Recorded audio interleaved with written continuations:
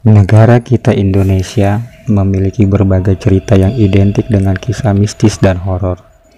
Namun cerita ini konon adalah kisah nyata.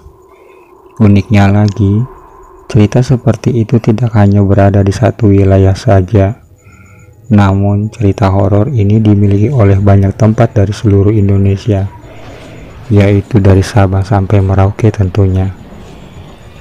Baiklah para pemirsa, bagi kamu yang suka mendengarkan cerita misteri dan horor, jangan lupa dukungannya ya, like, komen, dan subscribe, agar saya selalu semangat dalam menyampaikan berbagai kisah horor nyata ke hadapan para pemirsa semuanya. Baiklah pemirsa, kita saksikan cerita dan kisah berikut ini.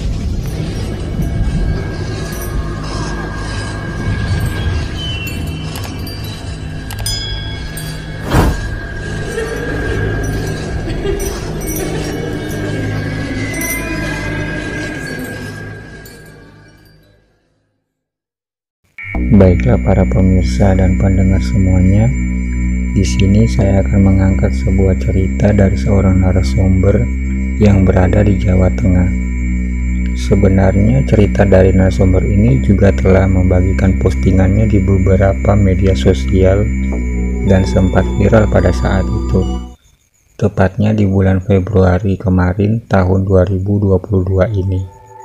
Dalam ceritanya itu, narasumber yang saya samarkan namanya ini sebut saja yaitu Devi. Awal mulanya saat mengunjungi rumah temannya karena ingin mengerjakan tugas kuliah yang tepatnya berada di daerah Tembalang dekat kampus Undip.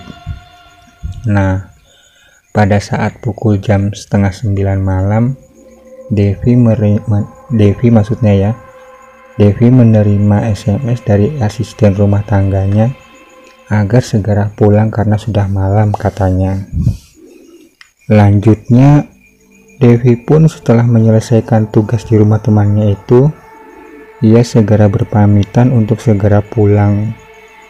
Padahal kakaknya Devi yang tadi sore ini udah berjanji akan menjemput Devi, katanya begitu. Namun setelah ditunggu selama 1 jam, kakaknya Devi ini pun tak kunjung datang. Kemudian ibu dari temannya Devi ini memberikan saran agar memesan ojek online saja katanya. Tapi Devi sempat merasa takut kalau naik ojol, apalagi sudah malam begini. Tapi karena ingat kakaknya yang belum juga datang menjemput, Devi pun terpaksa langsung memesan ojol melalui HP-nya. Padahal perjalanan menuju rumah Devi itu terbilang lumayan cukup jauh.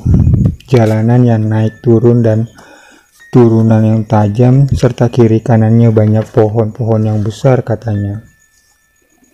Devi pun memesan Gojek sampai 3 kali, namun selalu batal karena alasan drivernya lagi ada pengajian lah, terus kejauhan lah, dan macam-macam katanya begitu.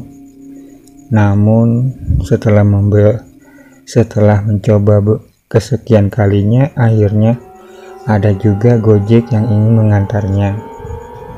Ternyata kebetulan Gojek ini adalah tetangganya sendiri. Devi tentunya sangat senang karena bukan Gojek dari orang lain. Selama dalam perjalanan, Devi dan driver Gojek ini terlibat ngobrol santai. Sambil mendekati sebuah pom bensin, driver Gojek ini pun minta izin ke minimarket sebentar. Nah, kejanggalan aneh pun mulai terjadi saat itu ya pemirsa. Saat Devi melihat si driver ini ternyata berjalan, tetapi telapak kakinya tidak menapak ke jalan. Yaitu berarti driver ini berjalan melayang dong. Kok bisa ya? Nah, saat itu juga pendengar, Devi hanya bisa menahan tangis sambil merinding saat driver itu balik lagi ke motornya. Anehnya lagi, dengan wajahnya yang pucat, driver ini bilang ke Devi, "Udah, "Nggak usah panik mbak," kata driver itu. Saat sudah menuju ke dekat rumahnya Devi, Gojek ini menurunkan Devi di pinggir jalan dengan alasan katanya mesin motornya mati, karena memang sengaja driver Gojek ini sambil mematikan motornya pada malam itu. Maka Devi pun harus berjalan kaki sampai rumahnya. Meski terbilang tidak terlalu jauh, sesampainya Devi di rumah, ia melihat kakak perempuannya yang bernama Deva, nama samaran juga tentunya pemirsa, sedang duduk menonton TV di ruang tengah. Belum sempat melepas sepatunya, Devi langsung menceritakan kejanggalan aneh yang barusan dialaminya bersama Gojek tadi. Dan ternyata memang Gojek ini sebenarnya juga sering mengantarkan kiriman barang ke ibu mereka, yaitu Devi dan Deva. Sebenarnya cerita itu kakak Devi pun, maksudnya pendengar, setelah mendengarkan cerita itu, kakak Devi pun sontak dan terperangah sambil tidak percaya. Loh, bagaimana tidak? Padahal driver Gojek yang dimaksud tetangga mereka sendiri yang barusan meninggal beberapa jam yang lalu. Bahkan kata kakaknya Devi itu bilang begini sama kakaknya Devi itu bilang bahwa Mbak Desi kan jam 4:30 sore tadi udah meninggal. Coba kamu lihat di pertigaan gang sana, itu masih ada bendera kuning, kata kakaknya Devi begitu. Mendengar keterangan kakaknya itu, keesokan harinya Devi pun jatuh sakit sampai demam. Nah pendengar, dari sinilah banyak berita beredar, omongan dari warga sekitar yang berada di daerah Tembalang ini.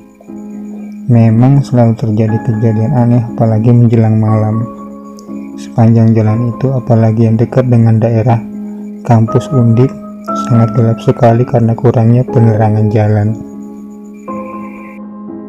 Demikianlah akhir dari cerita ini pendengar semuanya.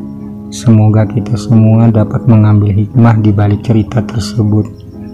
Apabila ada kekurangan dalam penyampaian kisah cerita ini, silahkan isi di kolom komentar dan saya mohon maaf sebesar-besarnya. Sampai jumpa.